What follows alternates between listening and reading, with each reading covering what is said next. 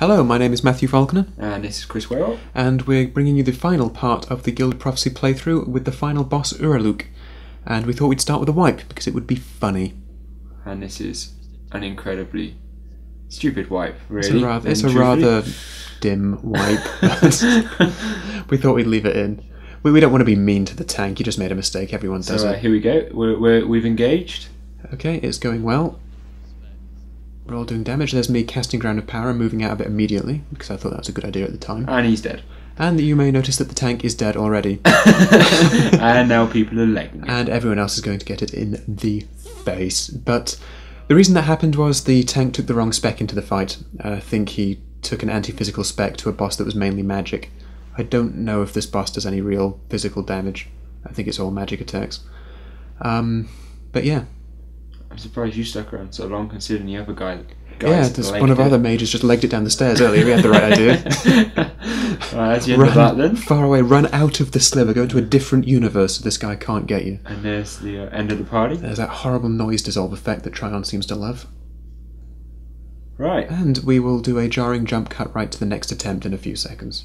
But actually, after edit, it'll be quite a nice black fade, won't it? Okay. Okay, so here we are actually trying this boss. So we've got the right spec this time. Yeah, the tank has the right spec this time. So, I'm playing Chloromancer this time because our damage was a bit low in the last few attempts, and a cleric is now going damage because that particular cleric tends to do more damage than anything else, even whilst healing. Right, So we've got the ready check. Excuse me.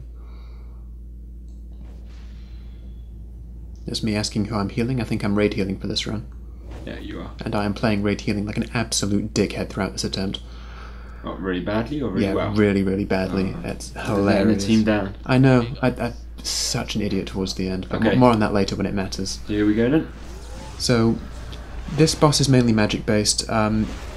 There's an attack called the Fist of Lapis, which can either be interrupted or reflected back onto the boss. That's a really good way for the tank to deal damage if you have the tank reflecting the Fist of Lapis back. Every now and again the boss will point at a random player and turn them into a crystal, which you have to destroy. Which just happened. Yeah. You can't tank the boss too close to the crystal, or you can't be crystalled too close to the boss, because then the crystal will start to heal him quite fast. And he only has a 10-minute enrage time, and it's quite a long fight. Did you just release them? No, we leave him. This attack is called Storm Power, or Storm Force. Basically, you have to get right in and hug the boss when he makes the big explosion. Otherwise it'll instant kill everything, but it doesn't affect players inside the crystal. I think it will actually take quite a bit of... Ooh, that was nice. Yeah, that's what raid healers have to look out for. And there's me being an absolute spanner and using my flourish before that happened, so I can't really help out that much. He will crystal people almost constantly, so you just have to keep on killing the crystals and go back onto the boss with the DPS. That's me trying to keep a warrior alive. No, you are actually healing. I am actually healing. It's towards the end. I'm being a complete dickhead. But, you know, yeah, you just have to... What's that about? What, teleporting? Yeah. He can teleport to one of those 4 locations at the top of the stairs, to the extreme left or to the extreme right or back down to the centre. He does that at different intervals. Bum. If you get pointed at, that'll happen before the crystal effect takes place properly. You have to run a bit away from the boss. If you're within 10 meters of him, I think you start to heal him. And that is bad because it means you'll go past the enrage timer. Then afterwards you spread out from over him. His normal attacks are all magic based. I mean, he'll do an explosive crystal on one person randomly. He'll spam what looks like pillaging stone on the tank, but it isn't pillaging stone. And then he'll do that slivers of earth, there we go. And then he'll do that great big boulder rain thing which hits the whole raid. That's when you basically save your raid healing spells for when that happens. And just kill the crystals. You do this for a while, and then there's a big change in the way he plays. At what point? 70%, I think? I don't know. It'll happen in a second. He'll start to fly. Oh, Yeah, God. Here he is. That massive crystal will hit a raid member, and then it will project a shield out from over it, which is why everyone balls up in this place. As long as you're under the shield, this great big boulder rain won't actually do very much damage, just about 800 a tick, and raid healers, even raid healers who are complete spanners like me, can keep up with that. He'll fall down from flying in front of that crystal on the altar, at which point he'll be exhausted, and he'll take 15% extra damage. This is when you use all your cooldowns, all your bottles and everything. You just kick him in the face when this happens, to do as much damage as you possibly can, because the next phase takes quite a lot, and the next phase you can't really hurt him very much. So what's going on? Now you have to kill these 3 shrines that spawn. If you stand inside a shrine, you get a stacking buff that increases your damage, and it can stack up to 10. Because I'm raid healing, it doesn't really matter that much. You don't need to. But you kill the one on the right, then the one in the centre, then the one on the left, from when you're looking out from the stairs. You have 1 DPS... Do you have to do it in that order? I don't know if you have to or not, but that's the order we do it in. Okay. You always have 1 person on the one you're going to kill last, constantly damaging it down. That way you can mop it up very quickly at the end, and it doesn't take too long. So you get 1 DPS on the left one, then everyone on right, everyone on centre, then everyone finishing DPS off like that. This can get a little bit complicated if you start to lose sight of people who need raid healing.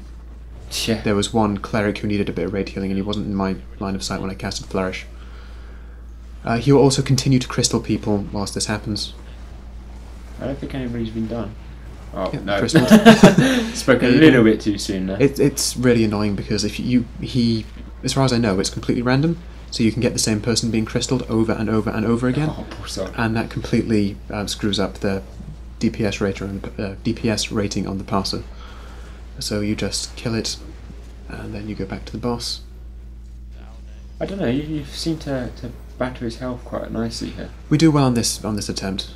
We kill him on this attempt because it's on the video, of course. We only put comedy wipes in on playthroughs. So I'm just basically spamming life spells at things and trying to keep everyone topped up and casting Flourish after he does his big Boulder Rain attack. There it is. There's me casting Flourish. You may notice it crits a lot, that spell. That's because if you cast a damaging spell with that build, you cast a damaging spell, then your next healing spell gets a plus 45% crit chance. And that's how you keep your raid healing up, is by casting a damaging spell, then using raid healing. And then you just kill the Useful crystal. tip there. Useful tip. If you've made it this far to raiding, you already know that. Because your Don't know, talent will it tell you. Could be their first ever try. Has to be first ever time playing Chloromancer as well. Anyone can do it. Every mage should have a Chloromancer build just in case. Because you don't need different gear or anything for it. Well, a different trinket might help, depending. Like Ancient Ethian Heirloom's quite popular. Oh, hiccups. You have my apologies. So you just basically keep on doing this. The tank keeps on reflecting Fist of Lapis back and doing stuff like that. Or it gets interrupted, and he keeps on teleporting. This is his final phase. It can be quite difficult. You can't tank... Was that a homing missile? That was explosive crystal. You can't raid... Yeah, this is where I'm playing an absolute spanner. You see, I used my Flourish when 2 people were hurt, and now I can't do it anymore. And it's like, I'm raid healing! Doing it really badly. But we make this one. Basically, he can't be tanked at this phase. You burn every cooldown, do as much damage as you can, just kill him as fast as possible. He'll start to spawn fallen adventurers, like little skeletons, which the tank has to pick up so they don't start killing the rest of the raid. You don't kill them, as far as I know. You just kill the boss as quickly as you possibly can. And this is a DPS race. Sugar. I think that's me using Flourish at another very bad time again. I'm very surprised we actually made this, because I was just being such a friggin' idiot. I really am. It's Happens just like, to the best of us, I'm sure. well, not the best of us, just happens to spanners like me who barely play healing. I don't know, you've still got the whole team going, Yeah, so you're managing to get some good a few DPS. combat reses. Well, no one died before this, which always makes it easier. But he'll keep on doing his same attacks. He won't crystal anyone at this point. Thankfully. And that's me using Flourish at the wrong time again. At this point, I just got to the point where I was just like, I look back at this video and I'm like, oh my god, why am I raiding? But Fist of Lethis, not Lapis, that has to be interrupted at this point, otherwise it'll start instant killing random people. The tank could reflect it back beforehand, but you can't control who he aims it at this time. So you have to have some people with interrupt in their spec, usually rogues or warriors.